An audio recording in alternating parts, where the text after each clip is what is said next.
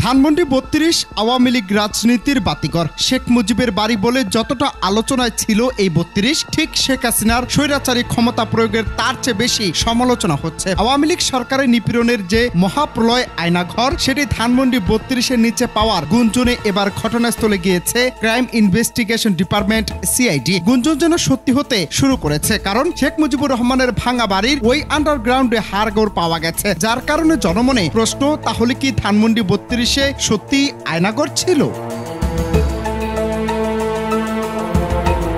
তবে এগুলো মানুষের নাকি অন্য কোনো প্রাণীর, তা ল্যাবে পরীক্ষা করে দেখবে পুলিশের অপরাধ তদন্ত বিভাগের ক্রাইম সিন। ইতিমধ্যে আলামত সংগ্রহ করেছে সিআইডি। সোমবার সকাল 10টার পর আলামত সংগ্রহ শুরু করে ক্রাইম সিন। বিষয়টি নিশ্চিত করে পুলিশ জানিয়েছে ৩২ নম্বরে কিছু হাড়গোড় পাওয়া গেছে, সেগুলো মানুষের নাকি অন্য কোনো প্রাণীর, তা পরীক্ষা করতে সিআইডির ক্রাইম সিনকে ডাকা হয়েছে। তারা আলামত সংগ্রহ করছেন এবং সেগুলো নিয়ে যাবেন। পরে তারা ল্যাবে পরীক্ষা নিরীক্ষা করে দেখবেন হাড়গোড় মানুষের নাকি অন্য কোনো প্রাণীর।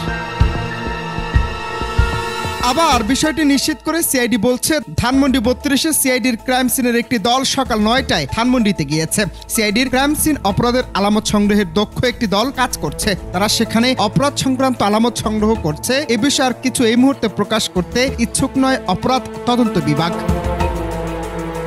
এছাড়াও গেল ২-৩ দিনে জনমনে কথিত আছে যে আয়নাঘর সম্পর্কিত যে গুঞ্জন রয়েছে, সেই আন্ডারগ্রাউন্ডের ভিতরে শিক্ষার্থীদের স্কুল ব্যাগ, জামা কাপড়, জুতা সহকারে বেশ কিছু আলামত পাওয়া গেছে এবং সেগুলো নিয়ে এখন পর্যন্ত নির্ভর কোনো তথ্য দেয়নি সংশ্লিষ্ট দপ্তর কিংবা কর্তৃপক্ষ।